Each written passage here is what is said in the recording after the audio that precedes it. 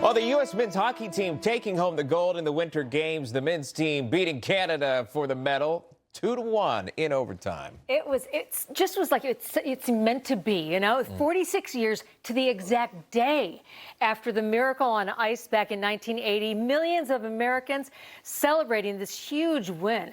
Jack Posobiec is a Turning Point USA contributor and a Navy intel officer. It was actually an Olympic hockey sweep, both the men and women bringing home the gold. What's your reaction to this historic double win? Look, you just have to say it. America is back. Patriotism is back on the table. And I wish it wasn't. I wish we didn't have this movement in this country where, remember, going into the Olympics, there were some people, a little bit less successful athletes, who were smearing the president, smearing the United States, saying they didn't feel good about representing their country. So it's really this arc of the story where those athletes ended up not doing as well at the Olympics. And then you see these people who put on that classic display of patriotism, that classic display of what it means to be an American, of American culture, of American excellence and American greatness. And look, when we did the halftime show, we called it the All-American Halftime Show because this is what we are fighting for, putting American greatness and American patriotism back on the table. And it's not political at all. It's just about supporting your country. And that used to be something that we could all agree on. And President Trump got in on the celebration as well. He called the team to congratulate them after the win, and we have that. And by the way, your goalie played not bad. Howie, say hi to him. How you doing, Don? We're giving the State of the Union speech on Tuesday night. I could send a military plane or something, but if you would like to, it's the coolest night. It's the biggest. We're in. Yes. That was an unbelievable game. I don't know if one person that wasn't. Everybody that called me said I'm watching the hockey game. I don't know if anybody that wasn't. And you're going to be proud of that game for 50 years as you grow older. I mean, it was amazing. So we love you guys. Congratulations.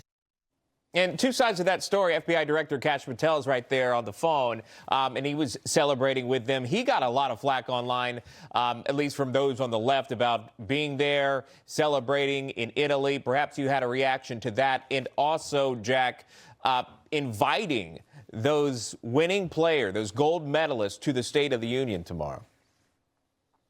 Well, yeah, of course. You know, Kash over there, he's a big hockey guy, so I can understand why he'd be attracted to go to see a game like that. And look, you know, I wish I was there when it comes down to it, because that was one of the greatest games of hockey that I have ever seen in my entire life. I was able to watch it with my kids. I was able to share that moment with them of American greatness. Look, this is what we want as a country. Everyone coming together, having the president come in and not representing just one side or the other, representing all of us under one flag.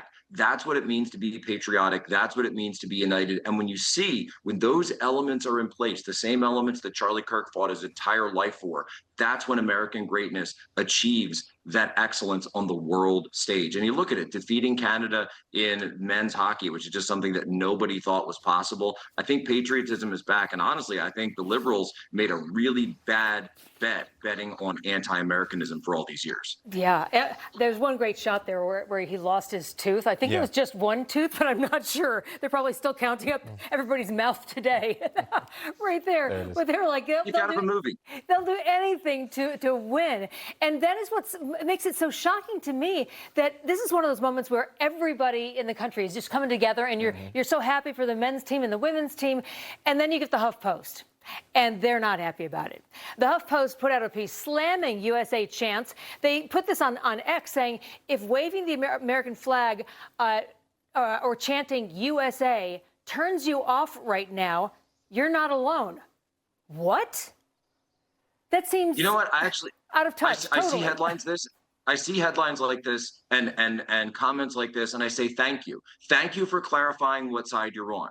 Thank you for clarifying that you are on the side that you want the Chinese communists to win, like this Eileen Gu, this person who, by the way, I don't know what her immigration status is, but she lives in the U.S. She's from the U.S. and she plays for Team China because they gave her a boatload of money, and then she runs over with all the Chinese communist flags. No, I'm going to be someone who supports Elisa Liu, oh my God, the amazing performance that she gave, and then just standing up, holding the flag. That's what it's all about. And so if you're against that, please be honest with us. Tell us what you actually believe so we know that you stand with them, you don't stand with us. Yeah, Gu, I think she's the highest paid Olympic athlete because China gave her millions. As they're telling their own people, we need an austerity program. So can you cut every penny at home? They gave her millions of dollars, and she has been an American, and China doesn't allow you to have dual citizenship. So I don't know. It hasn't been clarified. I'm sure someone would look into it. Speaking of looking into, Susan Rice now issuing a warning to companies that are complying with the Trump administration's policies. She says if Democrats get back in power, Jack, there's going to be consequences. It's not going to end well for them. If these corporations think that the Democrats, when they come back in power, are going to, play by the old rules, I think they've got another thing coming. There will be an accountability agenda. Which is the same thing that they accused Donald Trump of coming into office, and now you're seeing them say it from the mouth of Susan Rice. Trump responded by putting out a Truth Social post, Jack, that says this: Netflix should fire racist, Trump deranged Susan Rice immediately or pay the consequences. She's got no talent or skills, purely a political hack. Her power is gone and will never be back. How much is she being paid and for what? Your thoughts here, Jack?